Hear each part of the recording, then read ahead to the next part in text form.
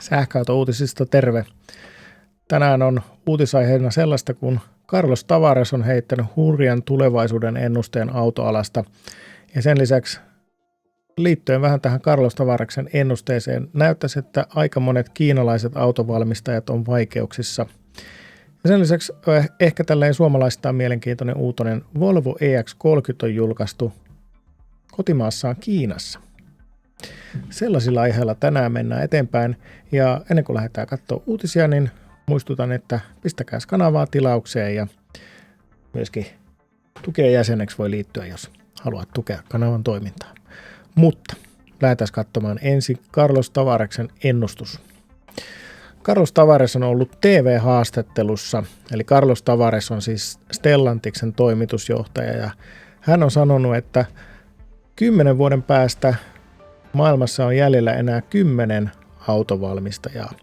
Aika hurja ennuste, enkä tiedä mä luulen, että täällä on katsojilla varmaan erilaisia näkemyksiä tästä aiheesta, mutta hän oli tosiaan tuolla Ranskassa televisiohaastattelussa ja siellä hän sanoi, että 5 autovalmistajaa jäljellä 10 vuoden päästä.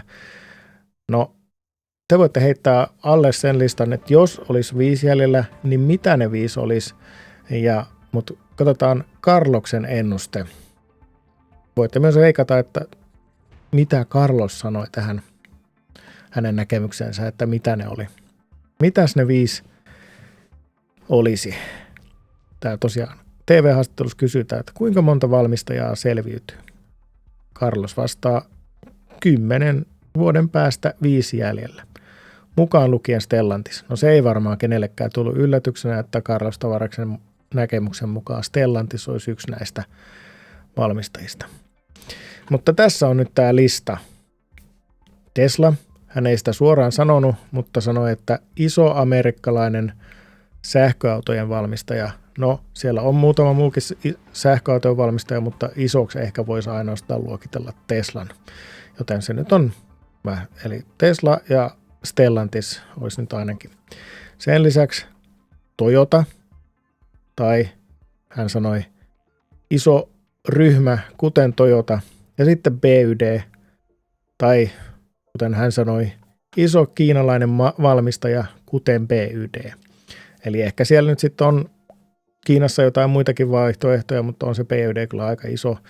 Japanista en edes tiedä, että voiko siellä sitten sitä numero 2, olikohan se nyt Honda numero 2 Japanissa, mutta kyllä se varmaan Carloksen ennuste on, että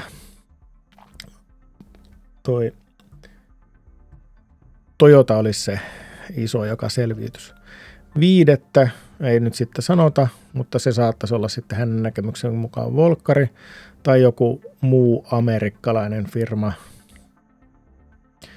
joka on maailmanlaajuisesti hyvin asemoitunut. En tiedä, olisiko se sitten GM tai Ford.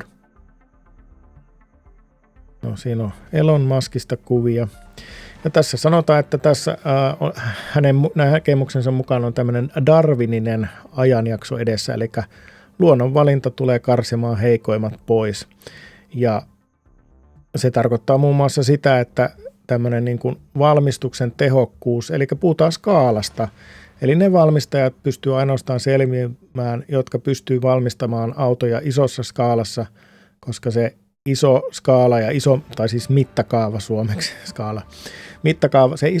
Isossa mittakaavassa valmistaminen tuo niin isoja etuja siihen valmistuskustannuksiin ja se on se oleellinen seikka tässä.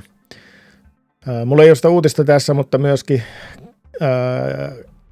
Toyotan johtajat oli puhunut siitä, että se selvitäkseen siinä sähköautokilpailussa heidän tulee ottaa käyttöönsä tekniikoita, jotka just mahdollistaa tämän nopeamman ja isossa mittakaavassa valmistamisen. Eli tämän tyyppisiä tekniikoita, mitä nyt esimerkiksi sitten Tesla ja monet kiinalaiset käyttää, varmaankin tarkoitetaan tässä. Niin kuin esimerkiksi se gigaprässäys nopeutti Volvon mukaan sitä valmistusta, niin oliko se nyt 60-kertaisesti sen auton takaosan valmistamista. Että näin, tällaista, tässä puhutaan mittakaavasta on kyse. Eli ne valmistajat, jotka eivät pysty valmistamaan autoja riittävässä määrin, eivät pysty olemaan kustannuksissa kilpailukykyisiä ja eivät tule selviytymään. Niin, että keskiluokka pystyisi autoja ostamaan. Noin. Ja no tuossa nyt sanotaan, että siinä on vähän niin kuin kontrastia siihen, mitä todellisuudessa asiat on. Stellantis esimerkiksi voittaa Renaultin valmistusmäärissä ja katteissa, mutta Renault pystyy silti valmistamaan edullisia autoja, mutta ehkä tämä on Tavareksen näkemys ja aika monen muunkin näkemys on se, että tuo mittakaava on se, jolla kilpailussa tullaan pärjäämään. Mutta sitten tästä kilpailussa pärjäämisestä, niin Kiinassa vaikuttaa siltä, että sähköautojen valmistajilla on maksuvaikeuksia. Eli laskujen maksussa on nyt tänä vuonna tai tällä hetkellä kestänyt 2-3 kertaa enemmän tai kauemmin kuin Teslalla. Eli Teslalla toi maksuaika on pysynyt hyvin pitkälti samana, mitä se on ollut kaikki nämä vuodet, 101 päivää. Mutta kiinalaisilla tämä maksuaika on nyt pidentynyt. Siinä on esimerkkejä. Esimerkiksi Niolla maksuaika on tällä hetkellä 295 päivää, kun se vielä 21 oli 197 päivää. Sitten tässä on toinen kiinalaisvalmistaja Xpeng, jolla maksuaika on venähtänyt 221 päivään aikaisemmasta 179 päivästä. Ja tässä myös kerrotaan, että näillä alihankkijoilla osien valmistajilla niin saatavien määrä on kasvanut. Hetkinen, missä se oli? Triplaantunut. Tuossa oli esimerkiksi tämmöinen Yangqing, joka valmistaa auton korin osia, sanoi, että sen saatavien määrä on kasvanut 40% tuommoiseen 656 miljoonaa dollariin. Ja sitten toinen valmistaja, joka tekee muun muassa akkumateriaalille PYDlle, sanoi, että sen saatavat on kasvaneet kolminkertaistuneet vuoden 2022 lopusta. Eli se on, ja samalla kassa on huvennut. Eli tämä tarkoittaa sitä, että tämä hintasota, ja tässä mainitaan, että tämä hintasodan ei nähdä loppuvan ihan pian, ja että tämä hintasodan vaikutukset näkyy sitten just näillä alihankkijoilla, jotka toimittaa osia auton valmistajille. Ja he tulevat tässä kärsimään. Eli heikommilla toimijoilla on iso riski pudota pelistä pois. Eli Kiinassakin on tiukat paikat monilla valmistajilla. Ja kuten mä sanoin silloin, kun mä puhuin tästä käytettyjen autojen kaupasta, niin maksuaikahan on hyvin tärkeä komponentti kaikille, jotka nyt myy tavaraa. Eli ihanteellisessa tilanteessa olisit siinä tilanteessa, että lasku on maksettava vasta siinä vaiheessa, kun tuote on myyty. Ja siinäkin sitten tullaan tähän skaalaan ja valmistuksen nopeuteen. Eli jos pystyt valmistamaan auton nopeasti niin, että alihankkijoille ei tarvitse vielä maksaa laskuja, niin sä oot saanut parhaassa tapauksessa auton kauppaa ja kaupasta asiakkaalle siinä vaiheessa, kun lasku tulee maksettavaksi.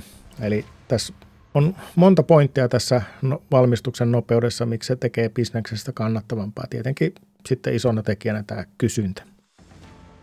Mutta sitten mennään tähän vielä viimeiseksi tämmöiseen Suomessa erittäin ja Euroopassakin kysyttyyn autoon EX30, joka on nyt yllättäen lanseerattu kotimaassaan, tai no en tiedä, onko kotimaa oikea termi, ruotsalainen firma Volvo kai kuitenkin on, mutta siis valmistusmaassaan Kiinassa on nyt lanseerattu EX30, tässä vasta toukokuussa, eli liki puoli vuotta myöhemmin kuin esimerkiksi Suomessa. Mutta se, miksi mä ajattelin mainita tämän, että siellä hinnat on tietenkin niin kuin totuttuun tapaan erilaiset, että sieltä se hinta lähtee 27 800 $, eli olisiko se noin 26 000 €.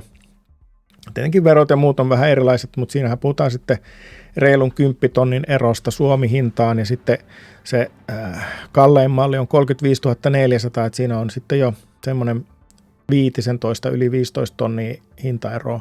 Ja mitä mä nyt kattelin näitä, niin Tuo CLTC-toimintamatka on vähän eri tavalla mitattu kuin VLTP, mutta siis perustuen näihin jos noi on nettokapasiteetit eikä bruttokapasiteetit, niin vaikuttaisi, että nämä on samoilla akuilla, eli ihan sama tuote kuin täällä Suomessakin myytävä. Tietysti ja näin. Siellä oli tuon takabatchissa näkyy, että se on tuossa on joku tämmöinen Kiina-logo tuossa, että kiinalainen tuote kyseessä, Made in China tai jotain muuta vastaavaa siinä lukee. Tällaiset uutiset tämän viikon alkuun. Kiitos, että katselit videoa ja nähdään taas pian. Moikka!